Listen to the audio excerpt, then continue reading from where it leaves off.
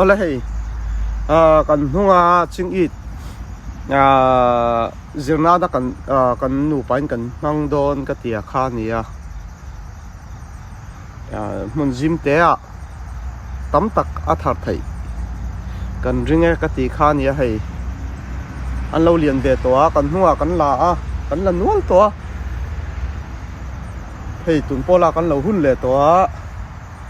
thì hianin kan zong chang khop me kan chin dan hi chan chu helama chon vurat lak wang ania vut la lo chu ni se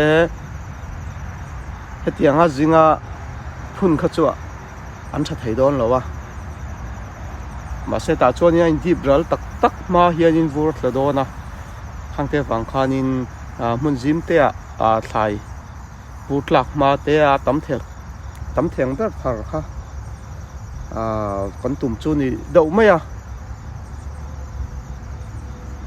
hàng ăn thì là ăn đi tụi hi cala đón đi